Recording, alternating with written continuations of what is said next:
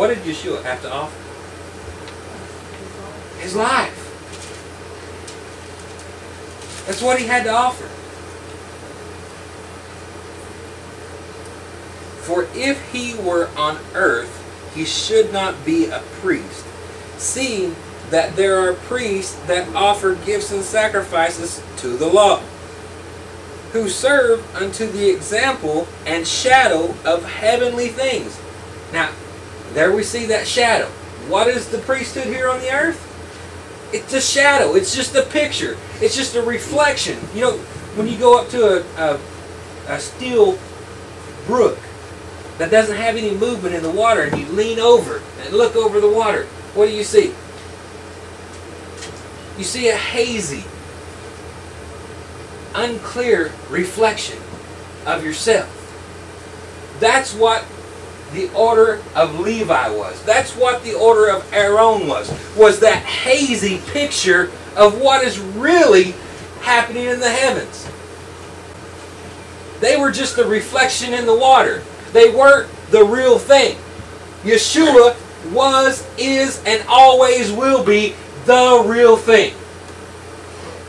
He's the one that we've ascribed to be like since we fell in the garden.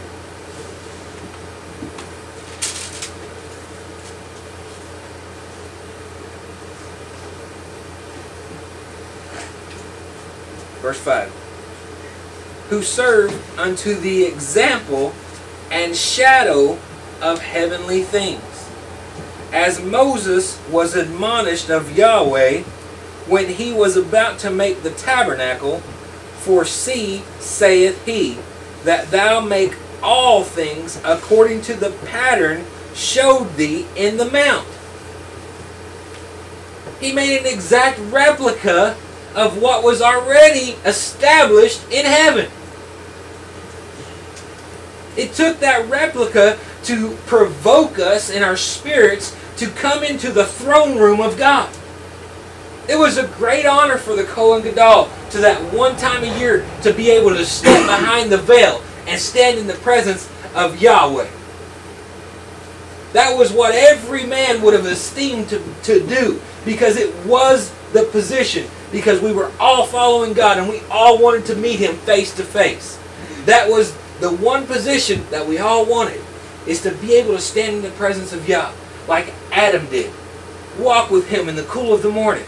And God established that heavenly thing here on the earth so we could, at some point in time, come back to that place where we could walk in with Him in the cool of the morning, where we could stand in His presence, where we could be sinless and holy and upright before a just and a holy God that could not stand in the face of sin. It's all just a picture here, but it's all reality there. We talk about relativity and alternate universes and different mindsets and that type of thing. This is the alternate universe. That's the real one. That's the real thing that's established there. And one day, we all will be there. One day, we're going to stand before a just and holy God, and He's going to give us one of two judgments.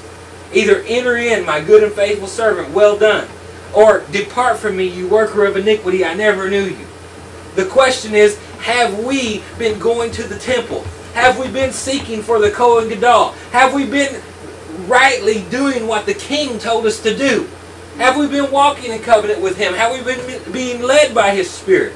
Because if not, we're going to get the latter of those two judgments. This Torah, this picture of a priesthood that was placed here on this earth, was to draw us to that place, to make us hunger and thirst after His righteousness. Because our righteousness is filthy rags. It cannot stand in the presence of a just and holy God. It will be consumed.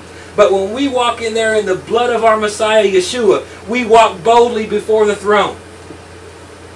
He said, the violent, heaven suffers violence, and the violent take it by force.